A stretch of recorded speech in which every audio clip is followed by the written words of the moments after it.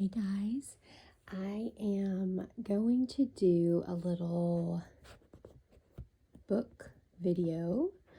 I just chose 5 books off of my shelf that I really love, and I was just going to read kind of the synopsis for each book and kind of go over some of my favorite things about it. And I'm going to chew some gum and just do some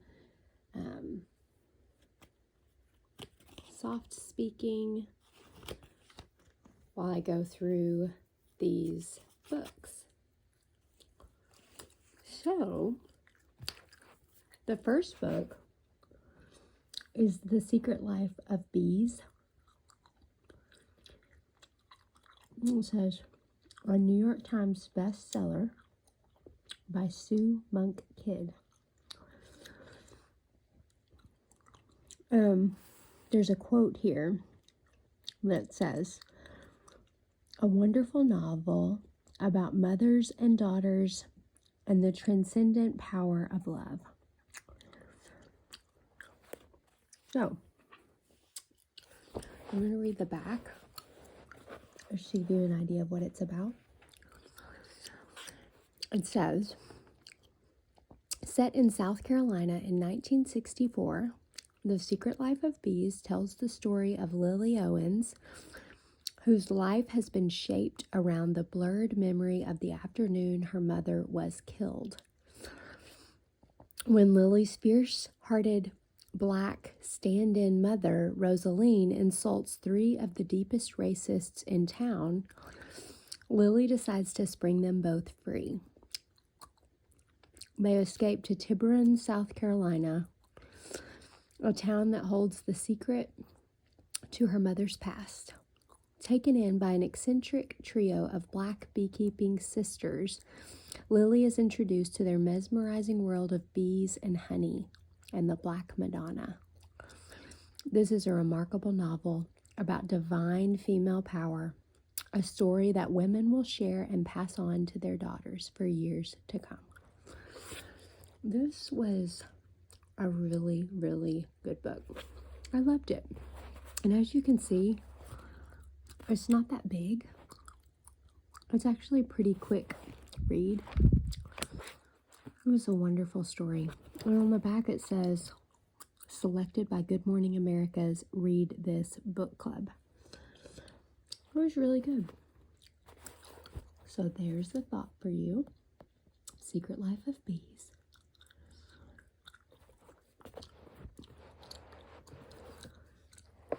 The second book is The Guernsey Literary and Potato Peel Pie Society by Mary Ann Schaefer and Annie Barrows. Also, a #1 New York Times bestseller. The quote on this book says, treat yourself to this book, please. I can't recommend it highly enough. It's by Elizabeth Gilbert, the author of Eat, Pray, Love. I've read that also. Both of these are movies. I am always a big fan of reading the book before you watch the movie, but this came out on Netflix. I didn't even know at that point that it was a book. And it had an actress in it who I really like. What's her name? She was in Cinderella, the live Cinderella. What's her name? She was also in Downton Abbey. It'll come to me, but I really like her. And I saw that this had come out on Netflix, and I watched it not knowing it was also a book. I found out later that it was a book, and so I read it.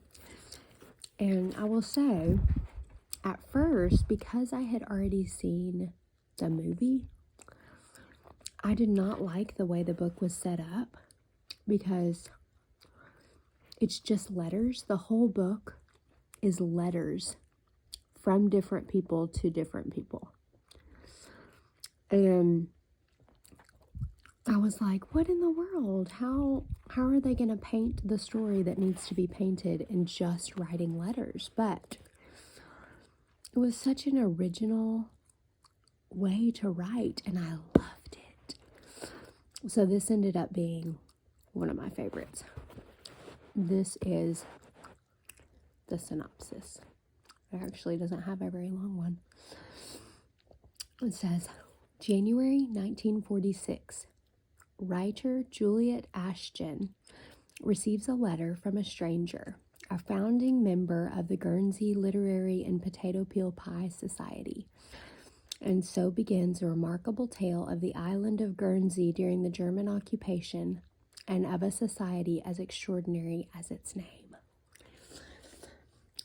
This is so good. So it's kind of like post-World War II. And she lives in London. And she's a writer. And she gets this letter that's just sets off the whole story.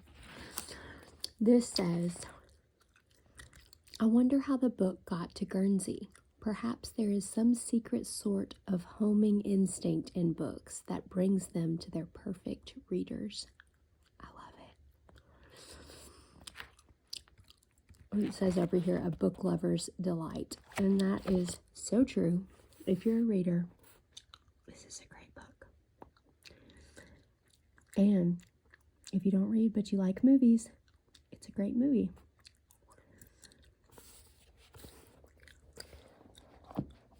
Guernsey.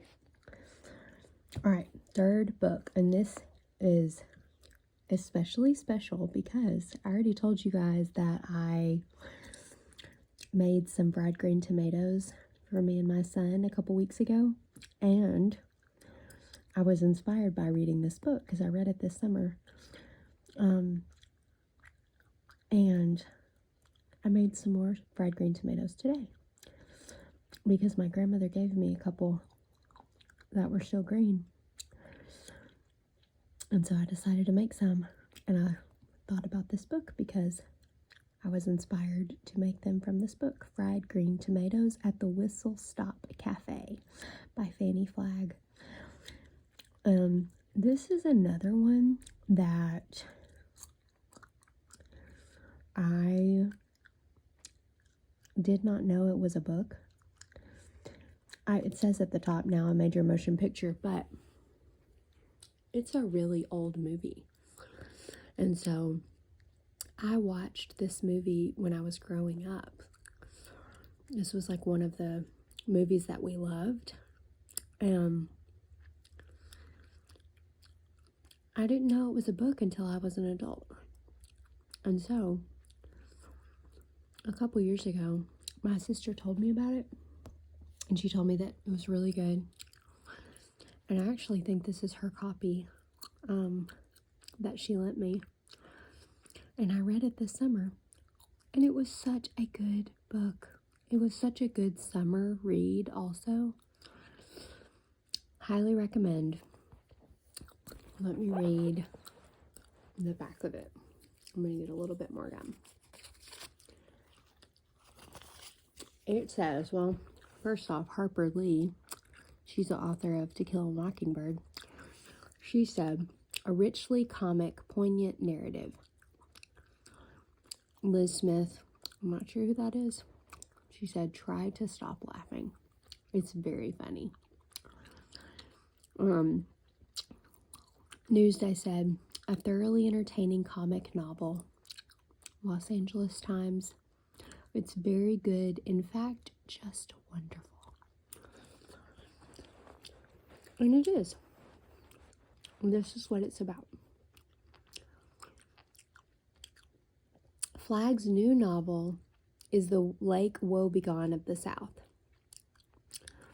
It is folksy and fresh, endearing and affecting, filled with humor and drama, and has an ending that would fill with smiling tears the Whistle Stop Lake, if only they had a lake.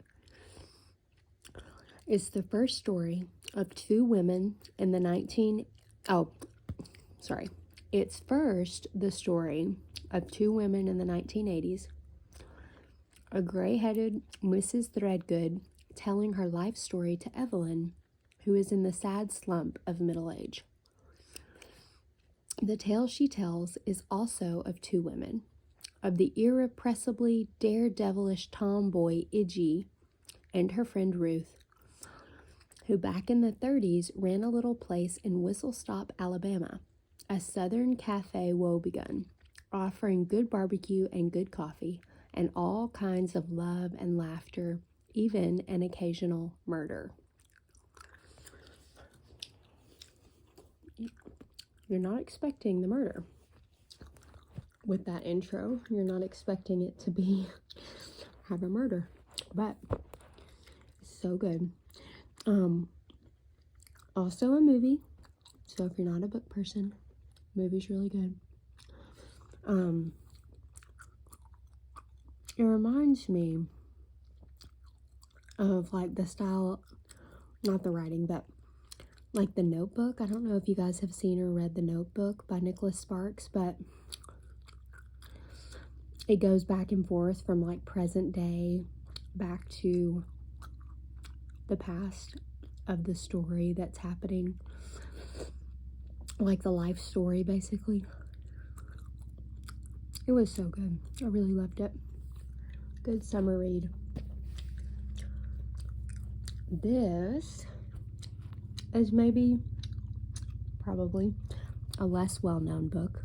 It's called The Little Paris Bookshop by Nina George. I have no reason to think this is a movie. I don't think that it is.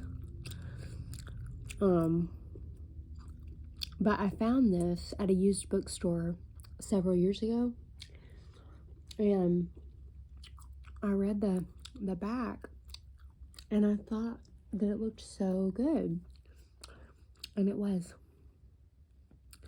I read this book during a really sad time in my life,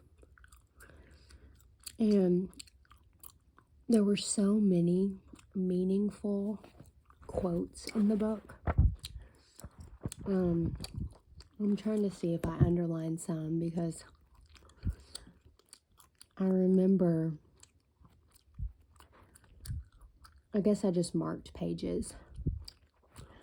I remember it being a really powerful book to me and just really lovely.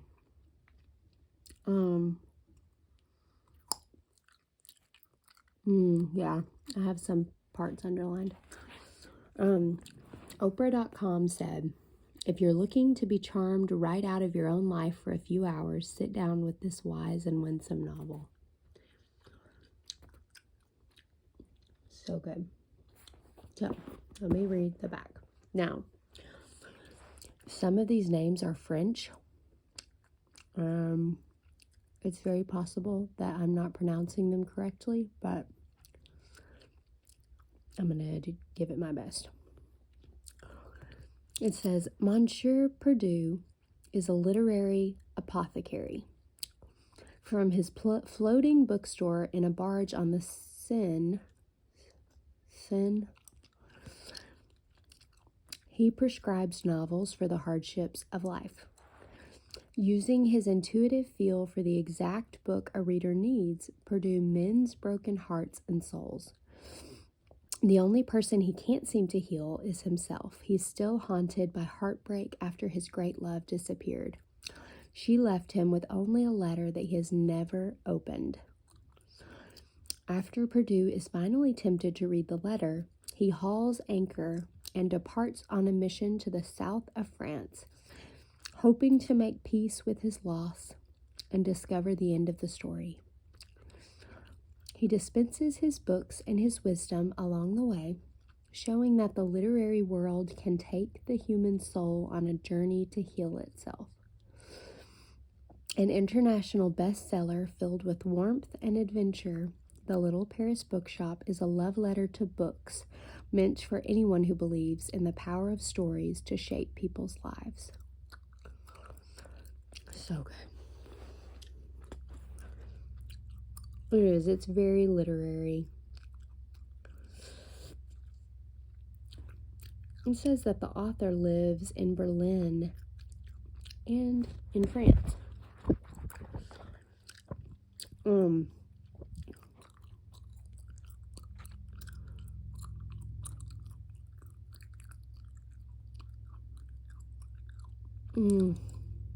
This is a good quote. It says, "Fear transforms your body like an inept sculptor does a perfect block of stone. It's just that you're chipped away at from within, and no one sees how many splinters and layers have been taken off you. You become ever thinner and more brittle inside, until even the slightest emotion bowls you over. One hug, and you think you're going to shatter and be lost."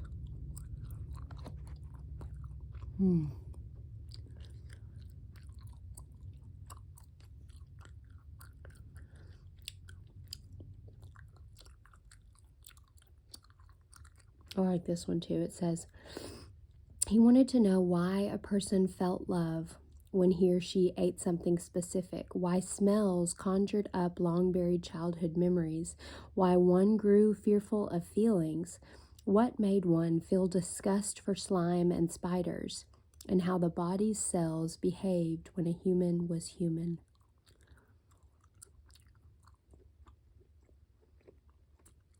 It's a beautifully written book.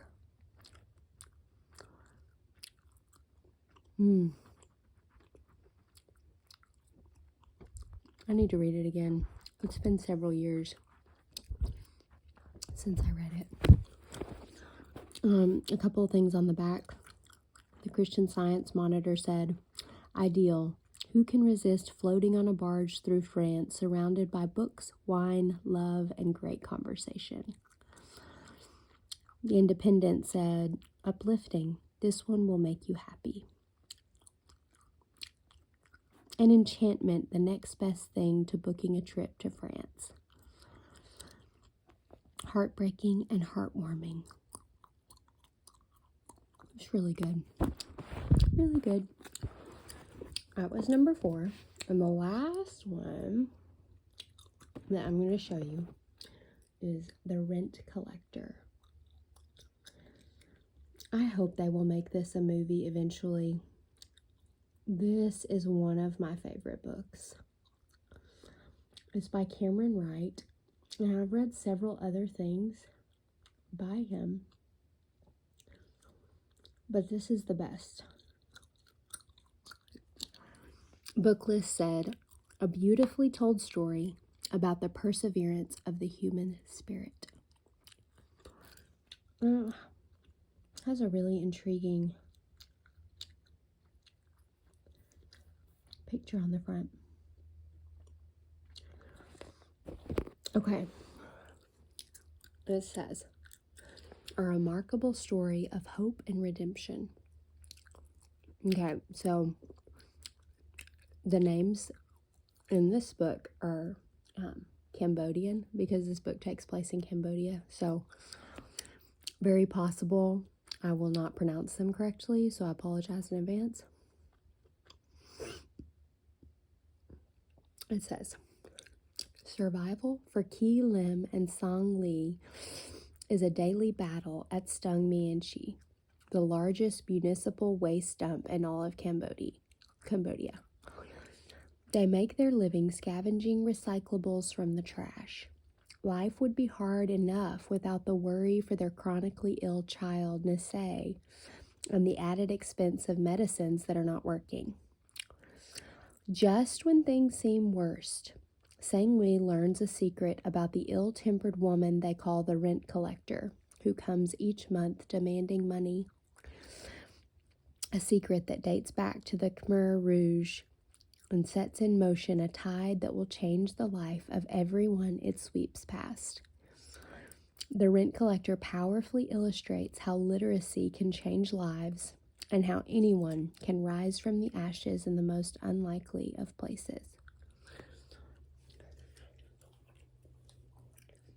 This is an amazing book. I don't feel like the back does it justice, but It's gotten all these awards. 2012 Book of the Year Gold winner. 2012 Best Novel of the Year. Honorable mention. 2013 One Read Selection. And there's the author.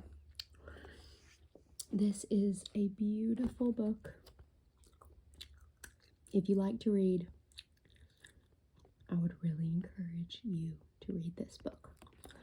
All of these actually are great. Some of them are lighter reads, funnier than others, and some of them are more serious, but they're all beautiful.